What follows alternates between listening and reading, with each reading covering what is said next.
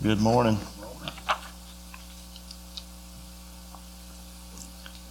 Do I have to ask? Did you have a good week in the Lord? I said, did you have a good week in the Lord? Y'all look like y'all had a week like I did. I had a good week in the Lord, and that was about it.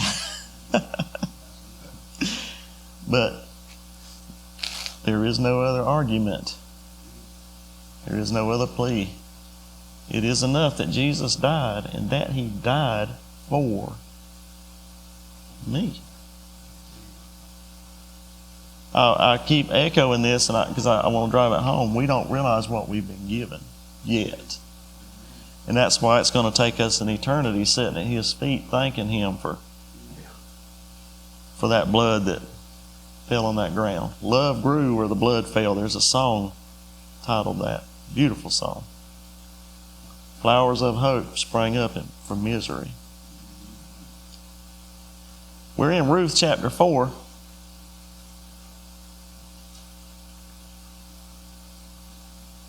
Ruth chapter 4. Melissa come there the other morning and said, we're getting to the end of this thing. Where are you going next? I said, I don't know. But I hope we've got a few more things to look at here. Just fascinating 4 chapters. There is a lot here in these 4 chapters. We started out with Elimelech making a bad decision to go to Moab because it was a famine, lack of trust in God. He passes away. His 2 sons die. Naomi comes back in despair. One of her daughter-in-laws turns back. But the one that came back with her, she shows up in Bethlehem and says, don't call me Naomi, call me Mara. For the Almighty, she said, the Almighty has dealt bitterly with me. Has there ever been times in your life where you felt like that? If there ain't, just hang on. Brother Harold told me one time, said, just keep living. Just keep living. Yeah, your turns are coming, and yes. Cheer up, things could get worse, and sure enough. But in all of that, they show up, and Ruth says, I'm going to go find food. And she winds up in a field. Just so happened. Says she happened to wind up in Boaz. You think of the mathematical odds there. Our pipe come loose on the heat and air unit, and water was pouring out the ceiling, and I was showing my neighbor the picture of it. He said, you got bad luck. And I was telling Mike that. He said, there's no such thing as luck, and there's not. There's divine providence. If we believe God's divine providence, there are no accidents. There are no tragedies. There's just that lack of bow and worship, or as our brother prayed, we say it with our lips and not with our heart. And that's where I'm guilty. Brother, you preached a message in that one sentence you prayed this morning. That we don't do this just with our lips, we do this with our heart here. But here we're coming to the end here, and Boaz, as we know, went to the gate. He did this in public. Just like and this is allegory for our redemption here. Now, something else I want us to see this morning. It's already been talked about a lot about knowing where we come from. And these elders of the city here, they make a proclamation after Boaz says what he did. Let's pick this back up again in verse 9. And Boaz said unto the elders and to all the people, ye are witnesses this day that I have bought all that was Elimelech's, and all that was Kilion's, and all that in Mahlon's, at the hand of Naomi. Moreover, Ruth the Moabitess, the wife of Mahlon, have I purchased to be my wife, to raise up the name of the dead upon his inheritance, that the name of the dead be not cut off from among his brethren, and from the gate of his place. Ye are witnesses this day. There's a public proclamation. Listen, he didn't go to Naomi and Ruth and make a private arrangement here. Our salvation was public, wasn't it? And he says, I'm buying Ruth the Moabitess here. Listen, y'all realize a Jew is buying a Gentile here? Have you thought about that? You've got a Jew here purchasing a Gentile to be his wife. Do you not get... I've tried to drive this home. This is about redemption. And it's stated over and over here. Not about a wedding, not about her being a beautiful bride. And the next verse here, and all the people that were in the gate. And the elders said, we are witnesses. And here's where we get into history. Y'all know any good history teachers?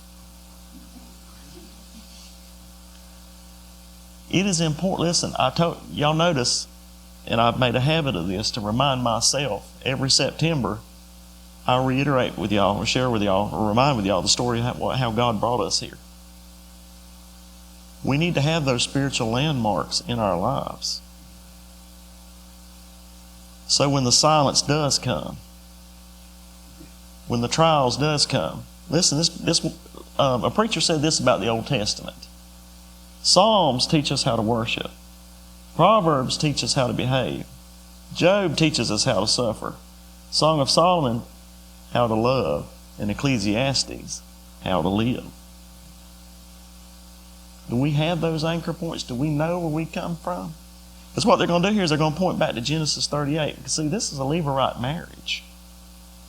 This is, even for us, this seems strange. But God had a peculiar people here. And He had laid them out. He said, this is the way this is to be conducted with the death of a family member like this when there is no inheritance. And God killed 2 men over it. So He meant business. In Genesis 38, you can read it. And they were sons of Judah.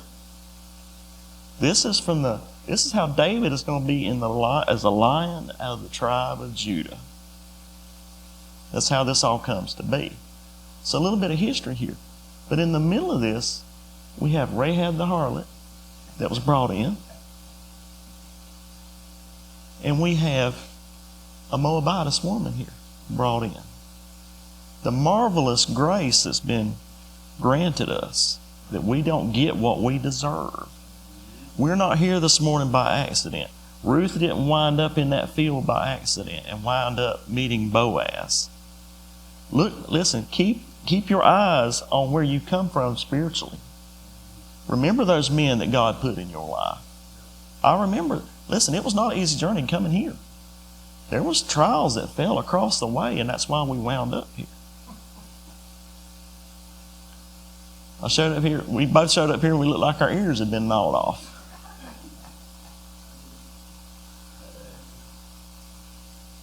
I mean, and you think about the odds, her from West Virginia, me here. Look for the fingerprints. Look for those fingerprints. Don't lose that. There's a big push right now in our society to do away with these landmarks. And that's a tragedy. Because if you erase your history, you don't know where you come from. And what can happen then is whatever people tell you it is, it's all you have. That's why this old King James Version is so important. For 300 years it was good. Many a revival was preached out of it. And now we've got the new news for Modern Monkey. And y'all can send those letters to Mike. But listen to what they said. These people knew where they came from. We are witnesses. The Lord make the woman that has come into thine house like Rachel and Leah. Now Rachel was buried in Bethlehem.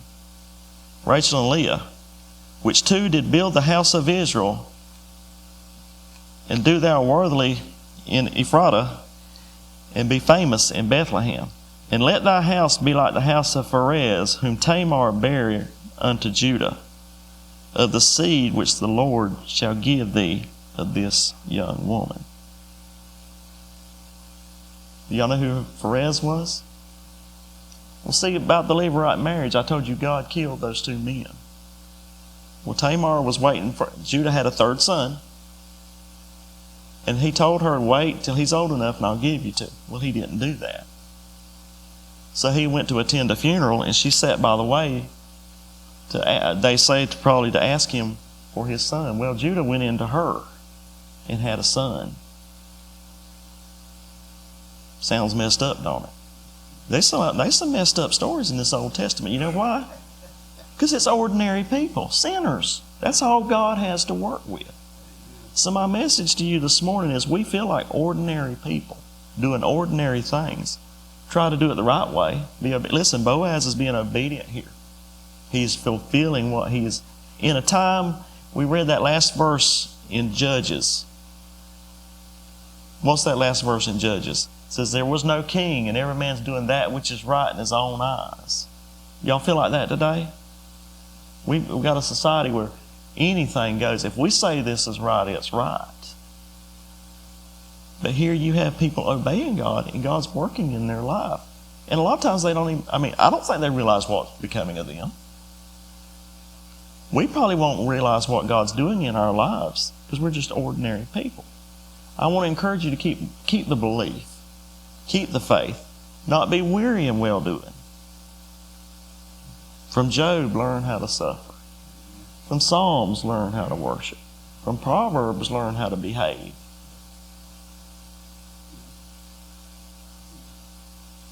I love this, the blessing of a marriage here. I told you I prayed more for Morgan and Jackson than I had any couple. And shame on me. I should have been praying for other couples too. Marriage is ordained of God. This is a beautiful thing here. This man has stepped in and redeemed. Listen, they're now going to have an inheritance. They went from, as we would call, riding the side of the road, picking up cans to go sell to recycle so they could buy food, to now she has an inheritance. She has a husband. She has a provider. Sound familiar? We are the bride of Christ. Outside of Him, we're dead in trespasses and sin. Just a bunch of old, dirty Gentiles. And He brought us in. Just like this here.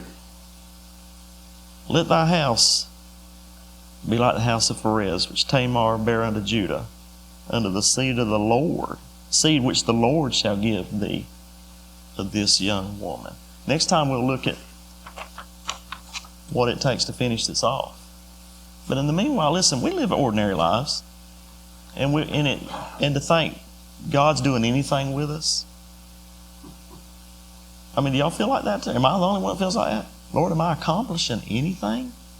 Am I doing anything right? But then I begin to look back and see, well, He brought me here, didn't He? During a time of trial. Wheel in the wheel.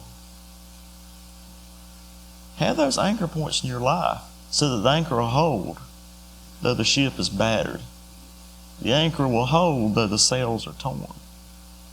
I've been through a lot of rough things in my life. And did I handle them right? Absolutely not. Did they handle everything here right? Listen, Elimelech's disobedience did not stop God. Hallelujah. He still got an inheritance. Y'all get that? He still got an inheritance. Even though he disobeyed God and went down to Moab, he's still mentioned in this book. And the last few verses of this book actually starts out as Matthew chapter 1. And we'll look at that too. But in the meanwhile, as we live our ordinary lives, as ordinary people, listen, somebody wiser than me said, we're looking for God in the cathedral, but He's really at the cottage. Yeah. The wise men, when they went looking for Jesus, where did they go first? Did they go to the manger?